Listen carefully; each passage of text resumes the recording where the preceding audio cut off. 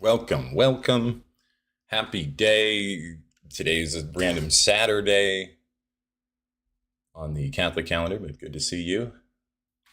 Put some delay on before going live, and this is kind of a new thing because I'm normally making gaming videos and just being a dork, playing a random cat game, or I kind of want to play Medal of Honor.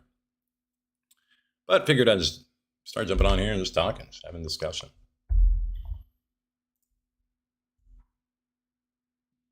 There's a point where you just say, well, fuck it, like I'm just going to do stuff because really doesn't make a difference. It's never going to be perfect. I'm kind of guilty of that in my YouTube career, of thinking about, man, this thing needs to be absolutely perfect before I can do anything. And I'm just not going to learn like that. Let me see here.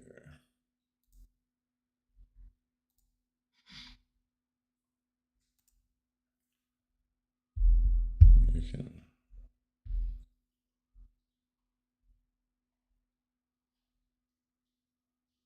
Cool. So yeah, we're going to be going over. Next. I'm already pretty much live.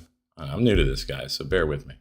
There we go. Awesome. So hopefully some people see that notification and I can see the chat.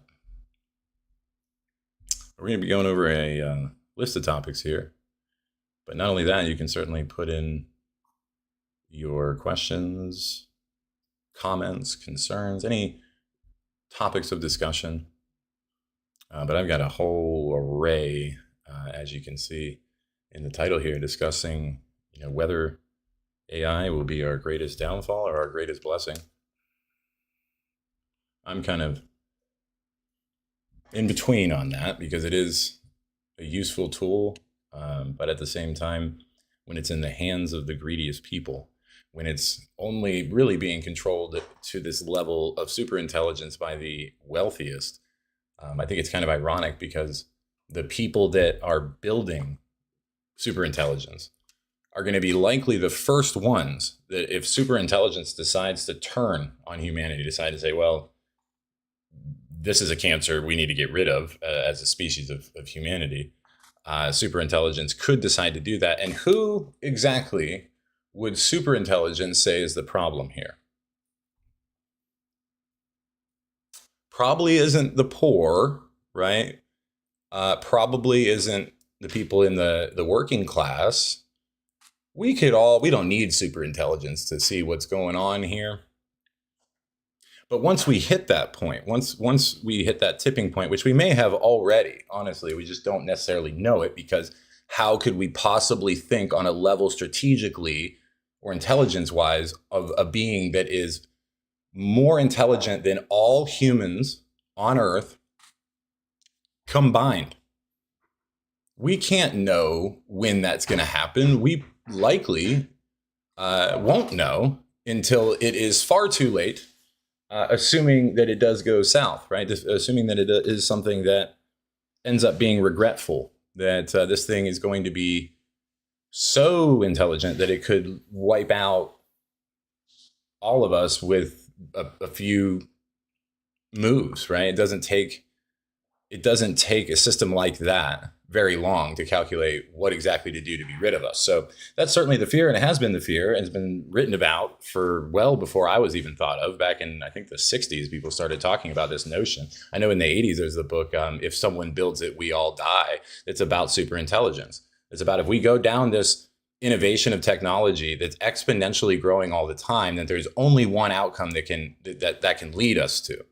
That there's a perpetual and exponential problem with technological advances. And they knew that back when people were driving DeLoreans, okay? They were scared of technology. We barely had like a good microwave. And we were already aware, at least scientists and people that study this, were aware that this is going to be a problem. I don't know if you've read 1984, but it's like, if you combine the notions that are in 1984 and the idea, metaphorically, of Big Brother watching us, this is a perfect storm when you combine the technological advances alongside blatant corruption, blatant crime, and it was discounting the fact in the story of 1984, the fact that technology is going to be going a whole lot faster. We didn't realize that how exponential the development actually is and what that's going to mean in the long term. And so it's something that I'm excited about, because I think that if there is such a thing, if there is a God, if there is something that is bigger than all of us, then this is probably going to be a good thing in the long term. To think that we could control it with our monkey brains is charitable at best. To even remotely think that we are in the driver's seat after that tipping point is absurd, right? We certainly won't be. But yeah, if you're on here, put any questions you might have in the chat, any topics that you'd want to discuss.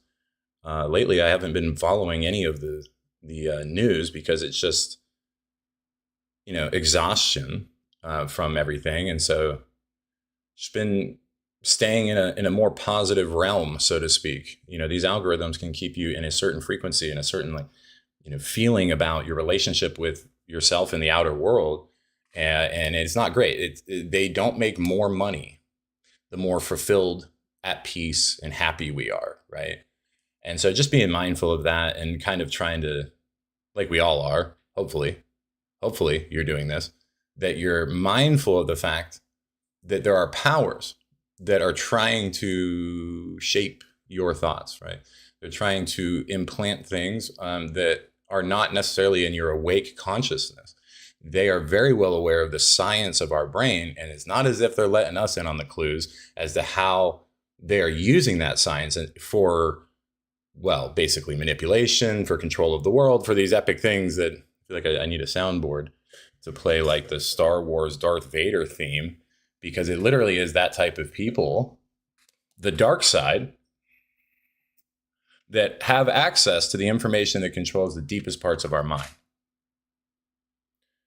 So if we're not mindful of that, then golly, that's dangerous, right? Would you put the dark side at the driver's seat of your energy bus, your thoughts? Because they're planting seeds, whether we realize it or not in our waking conscious mind. Doesn't matter. That's actually a result after the fact. There's a delay here.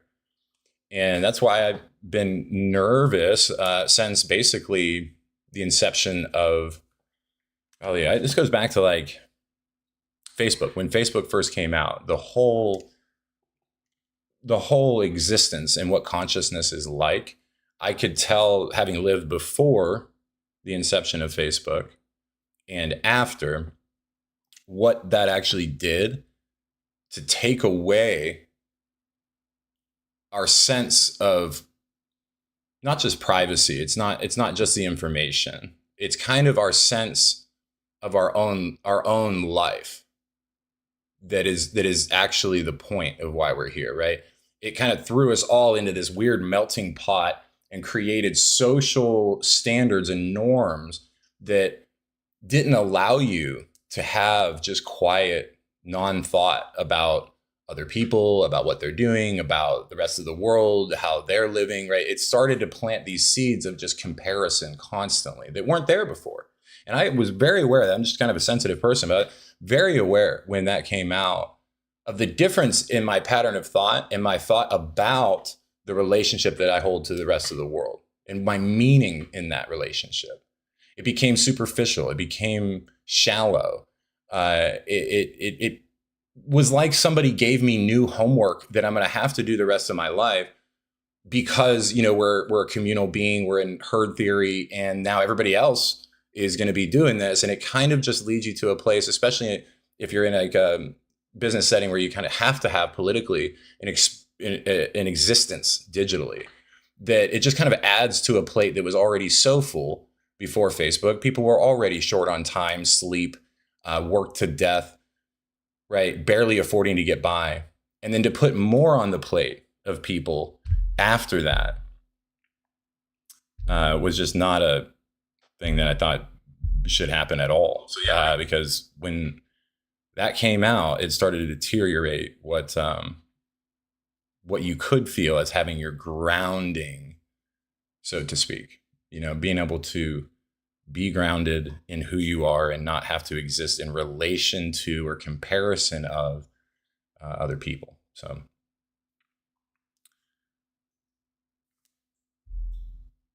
it's like, I'm not sure if no one's saying anything. So don't be quiet. Hello, how is your day going?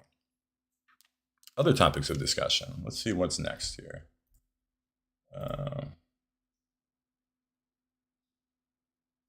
Here's a good question. Is loneliness becoming the biggest epidemic in the world? Yeah, and that kind of speaks towards what I was just talking about, where you'll actually feel lonely only because you're perceiving your brain is going through the gymnastics of getting to that place. Even more so if you're now in this place where everyone is comparing to each other. We have to have a digital existence. And because of the inception of that digital existence made us kind of separate, put a mask on, and represent something to the world that isn't our true self, right? The truest representation of our energy, because of fear of abandonment and basic things that humans have, that you don't want to be thrown out of the tribe. So now it caused us to manufacture more of a persona that you're putting on digital media. Now, when you're splitting yourself like that, and you know that you're putting something out that isn't your true self, that isn't your actual energy, it's not in alignment with your real self, then it causes this feeling. It starts the seed of what loneliness is. We perceive it as, I don't have enough in my life or enough people. I maybe perceive it as a actual gathering of evidence that I'm not good enough, that if I was cooler or somehow different, that I'd be in a crowd, that I'd have more friends and all these things. And all of it is 100% in our mind. We're creating things. We're making things up. We're making time, is what Eckhart Tolle says, right? We're not in the now. We're just kind of letting the chattering monkey, the child within us, take us to a place of loneliness. And it's just a lot easier to get there when you're in this world where every moment is recorded, everything is documented. You're living in this anxious state where your sympathetic nervous system is running at like higher cortisol than prior to this technology, prior to social media. So yeah, we're all connected, but what's connected? What's actually in that network that we're all pushing out there to represent us? Is it us? No, it's not us. It's a network of bullshit. And it distracts us from our actual self, detaches us from our actual values, our desires, wants, fears, and what naturally and organically would happen in our lives if we just existed without all these self-deprecating thoughts, comparison thoughts. So loneliness is only becoming the biggest epidemic in the world because of the same powers that want us to be, right? And so if you're not doing the thing that I was leading to here, is the notion of trying to tailor your algorithm. Be mindful of what it's trying to do. Where is it trying to take you? And just not giving time to the things that are taking me somewhere I don't want. Am I noticing that this is just making me angry, or whatever it's showing me? Like, you jump on shorts, you jump on reels, whatever, you can notice that it is going to give you triggering things. And if you give that time, it's going to give you more. And I just think people mostly are not mindful of that. And they've learned to just kind of pass this power over to the dopamine gods so they can get the most dopamine. And that ends up being the most important thing.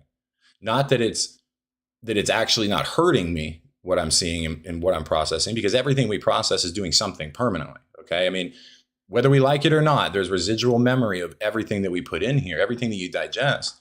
And I'd say the vast majority of people are just basically handing that to, these AI companies, to Silicon Valley, to people that do not have our best interest in mind. Obviously, that goes without saying.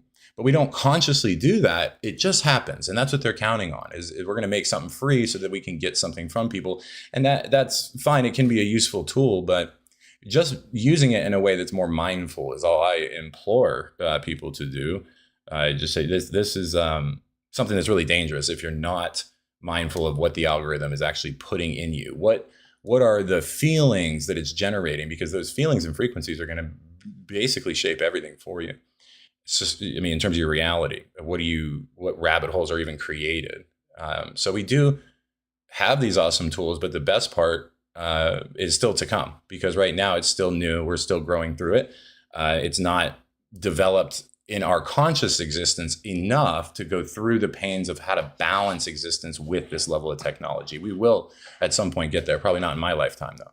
I think that's an evolution that will, in this body's lifetime, I think we'll still be working on it because it's such a profoundly powerful thing that it's going to take some time for us to actually realize deeper spiritual truths about the oneness of all things and what have you, that is happening to some degree. But we have a long way to go. And especially because this technology is exponentially getting better and better at what it does.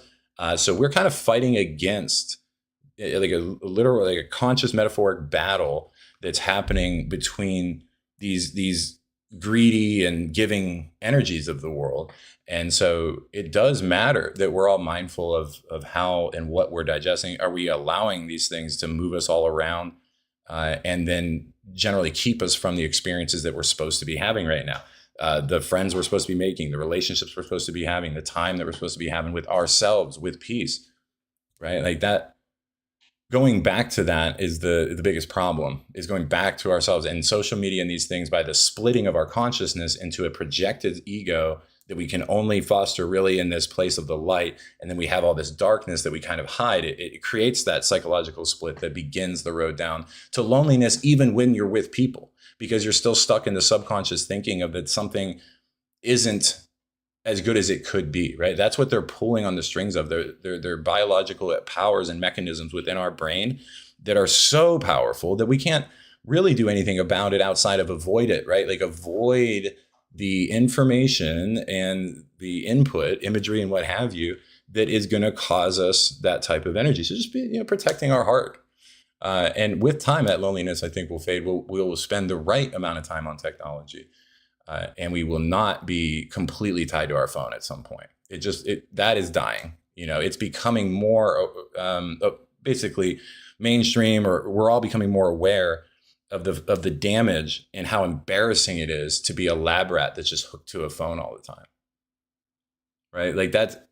You sit in a waiting room at a doctor's office, or you're at anywhere. You're at a restaurant and you're getting takeout or something. What is everyone doing? Just pay attention. Start looking around and. Man, is it sad. It's a pretty dystopian existence where we've all just signed a silent social contract that we're all just going to be on our phone so that we don't have to develop skills socially, so that we don't have to develop emotional regulation skills that are mature. We can just kind of float by on our dopamine, right? Dopamine hits. So if we can awaken from that, then I think we do get a higher quality of life than humans have ever been able to have. But that takes practice, and it takes being okay with the fact that growth is uncomfortable, and actually what I'm going to be happiest in is not the easiest route. Obviously, looking down at my phone, putting blinders on and just ignoring the outside world is the path of least resistance.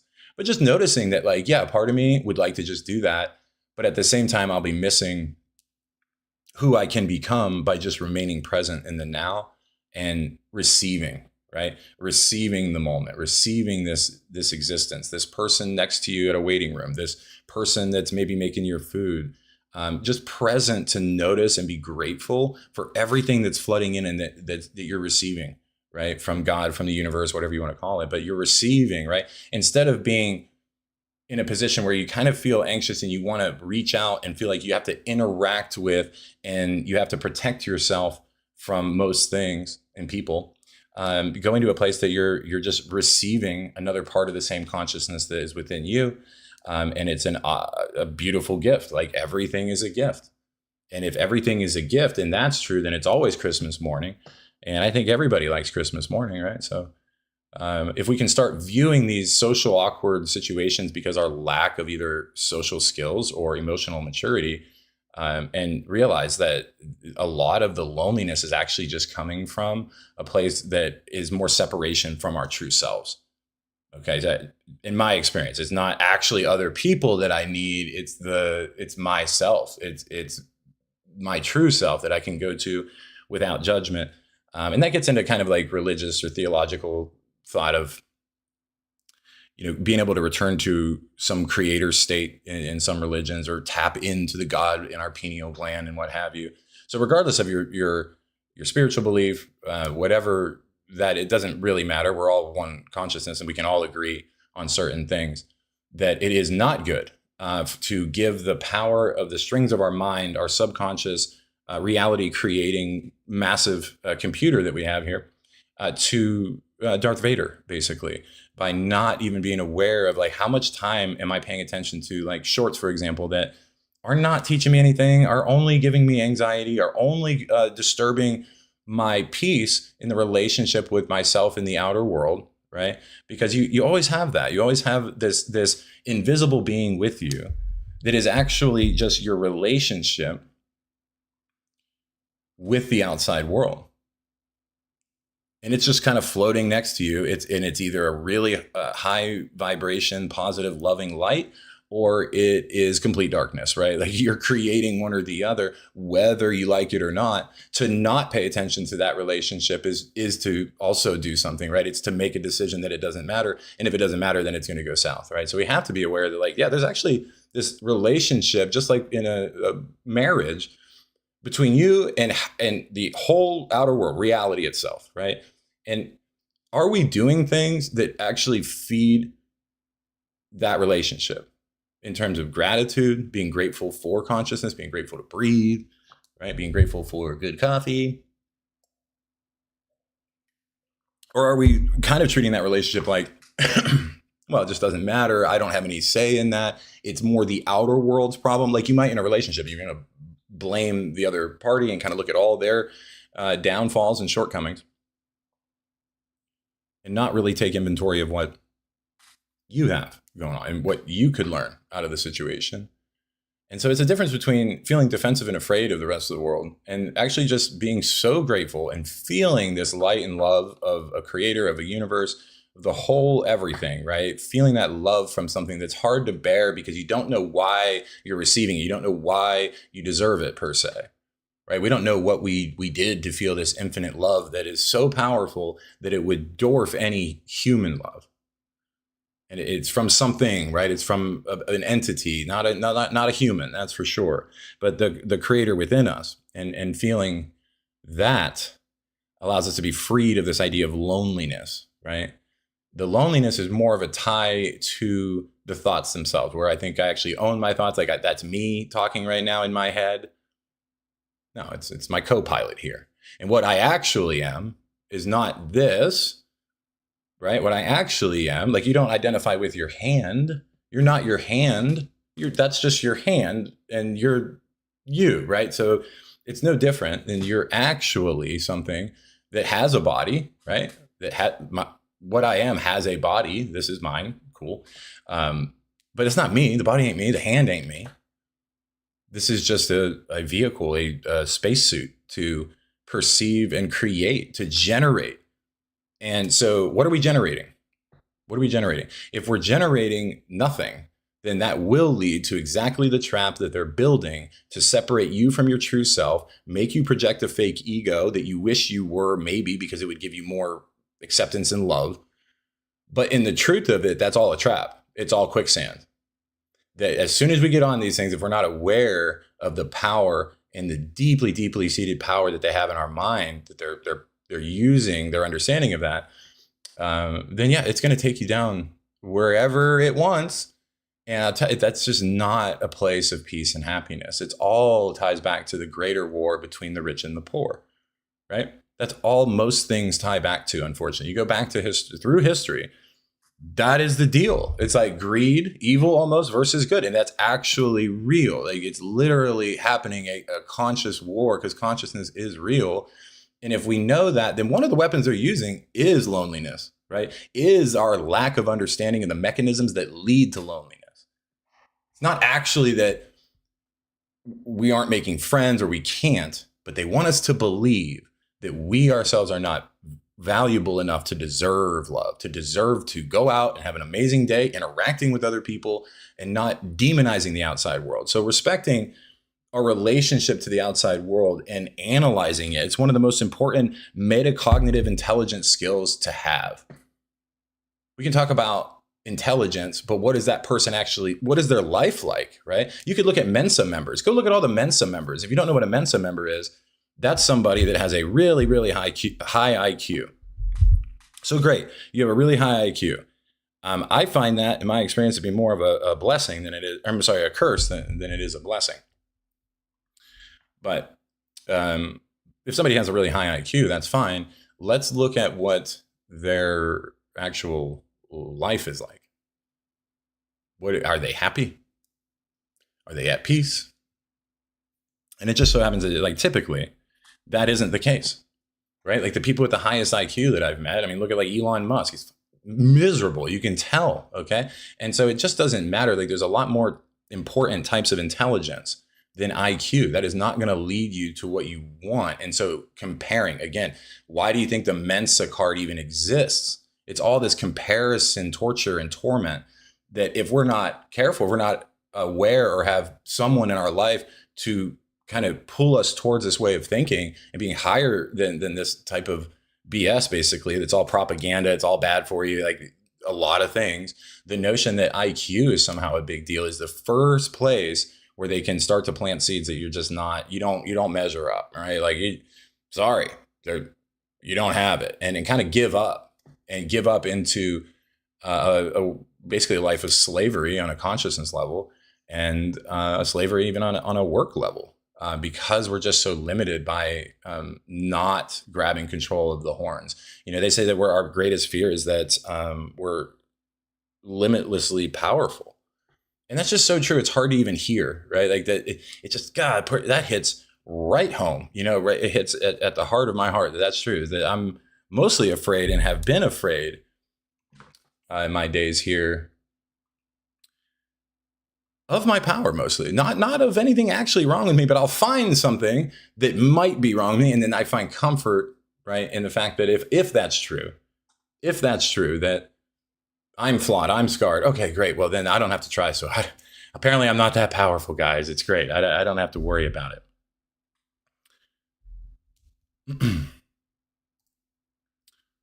Yeah, I'm looking for questions, comments, concerns. I don't know where to even see them because I'm such a noob at this. But, you know, at some point, I'll learn how to maybe read if someone put anything in a chat, or, you know, I have no idea what's going on. I just jump on here, start yapping, and at some point, stop yapping. But I'd like to have certainly a conversation with you. So share any thoughts on what we've been discussing if you've been here for a little while. Any questions or discussions, any debates, hot takes, just being able to have a conversation. And that is fine if it's just a conversation within my own ears, because that's a place that I think everybody has to start. And so here we are. But I've got a whole list of things to dig through here. And, you know, we just started on the topic of, is loneliness the biggest epidemic right now? And I think it is, mainly because lack of education on a philosophical level at a younger age. They used to teach philosophy at a really young age. You know, a millennia ago, talking about ancient Greece times, philosophy was just something that you learn early on. And because we don't have that, and they take away the wisdom that helps us avoid these pitfalls of consciousness, that will be traps that sometimes people don't realize that they're in a given trap of thought till they're 78 years old, right? Or they don't realize that they're an avoidant or a fearful avoidant in their relationships till they're 60 or something. I mean, it's just crazy. So there's so much that's not being taught to us, and it's so easy to just not even realize it because you don't know what you don't know. And that's the thing that they've really been capitalizing on for longer than we can even really estimate, right? Like, I don't know, they've been shaping our education system for how long? At some point, there was no longer a concern about the quality of life of people as a whole, and there was a concern more about the quality of life for a very select few. That was well before I was even thought of, but that is reality, that there was a time where they designed the education system to really give everyone the best shot at quality of life. And so that means that kids that were more gifted, IQ wise, or what have you, were on tracks. Okay. So meaning there's tracks of difficulty. If you're really gifted, then you'll be in calculus in 5th grade. So it'll push you to your absolute max. But if you're like me and terrible at math, okay, I'm not doing calculus in 5th grade. I couldn't even like really do algebra until like ninth grade. It's just how my brain developed.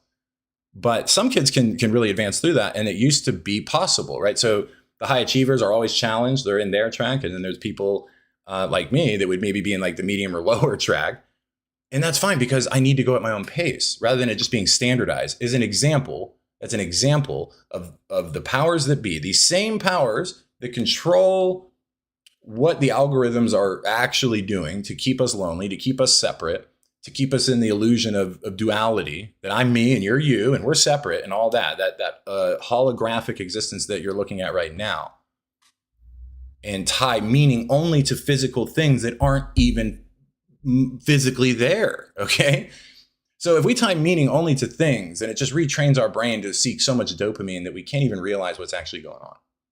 We can't even realize how we've been manipulated and twisted into this thing. And so I firmly believe in the oneness of all, and that we are awakening to these powers, and that the collective conscious is a sleeping giant.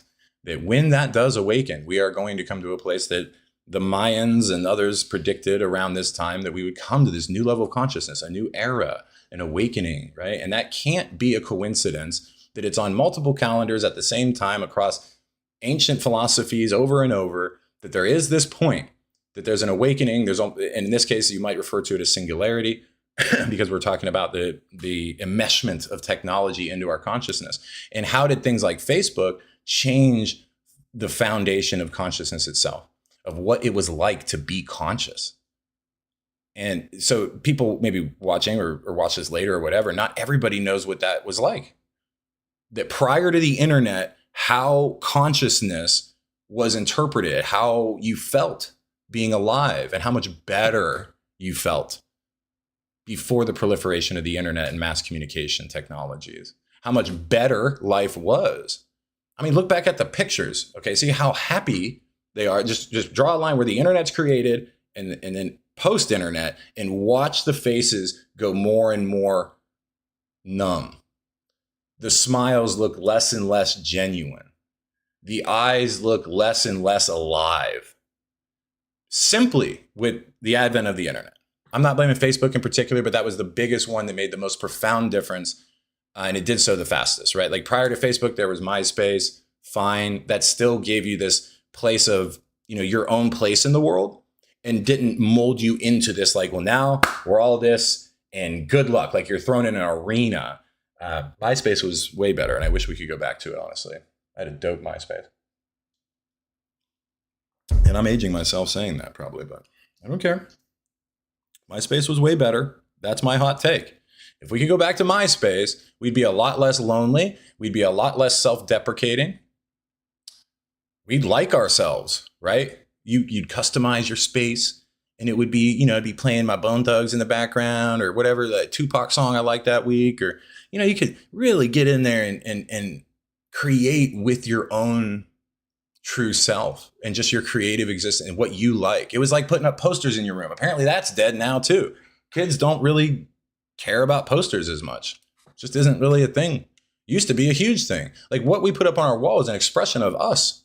Like that was, and now everything is so digital that nobody cares about the physical world. It's about what my guy looks like on TikTok. It's about what my avatar on Instagram looks like.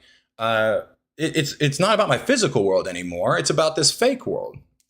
So that's a problem, because we're not even looking at things that are real anymore.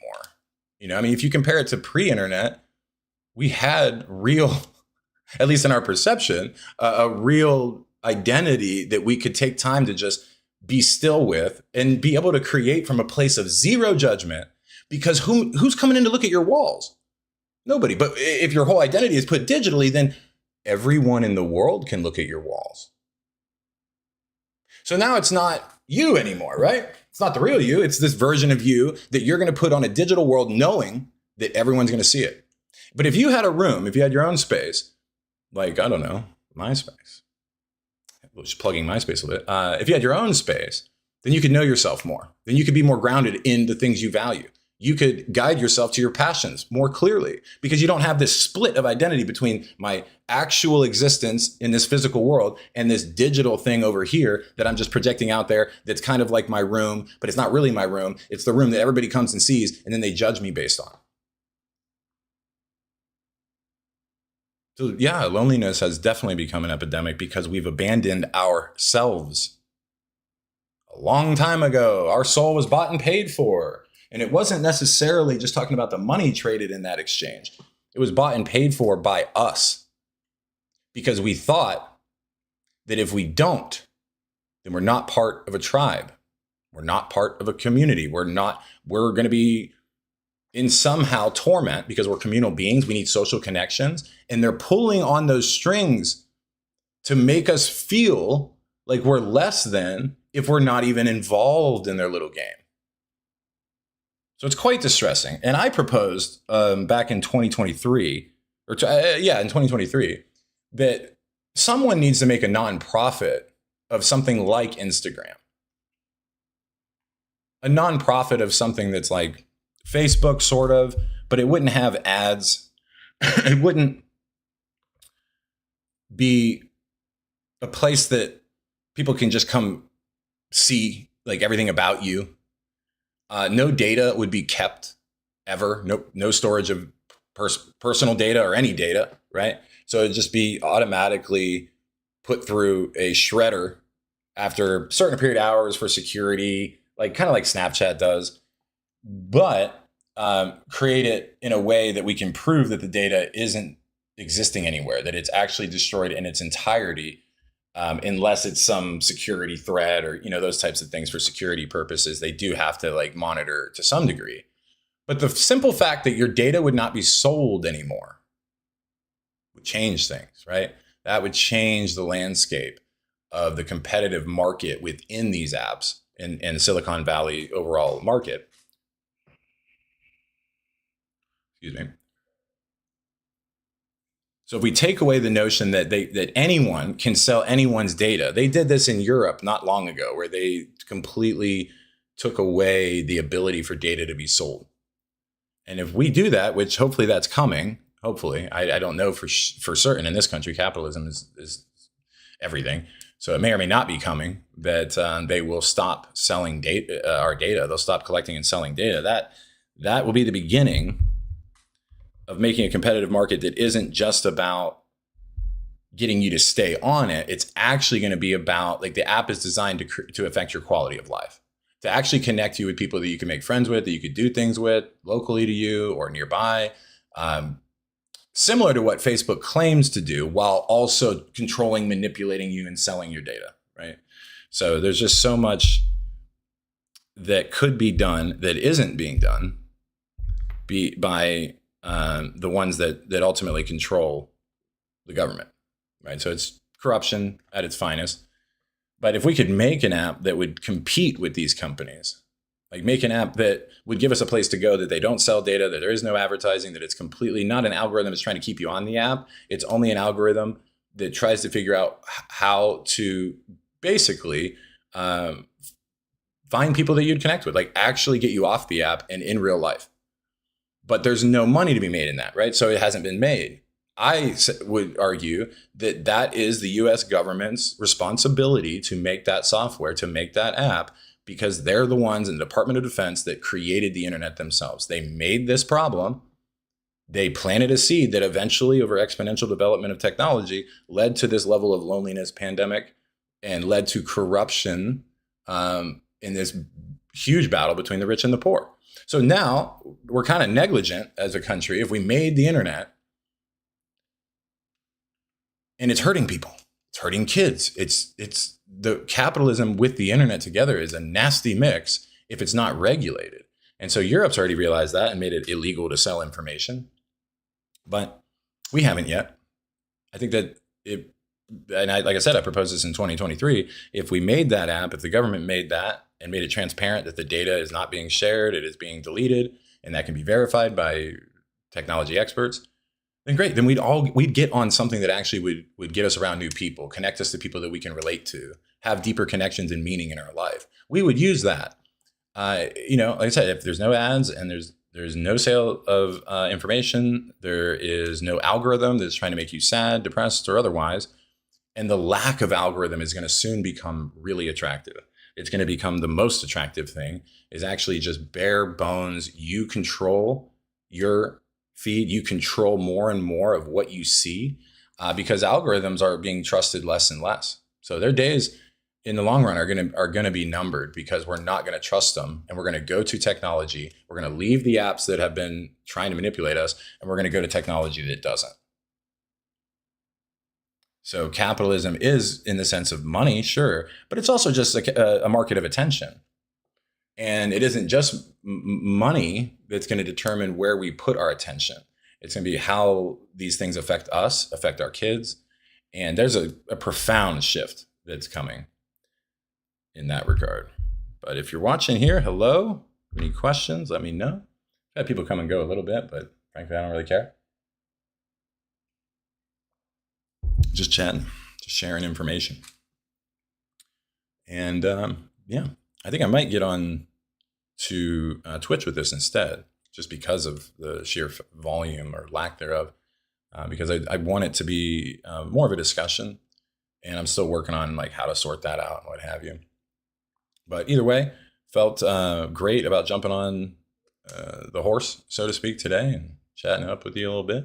If you watched this and enjoyed it, great. I appreciate your time, and I will be making more. So if you would like to subscribe, I would kindly ask you to do that. But again, if you're gonna do that, you're gonna do that. It ain't really up to me. I love you. Have a good day.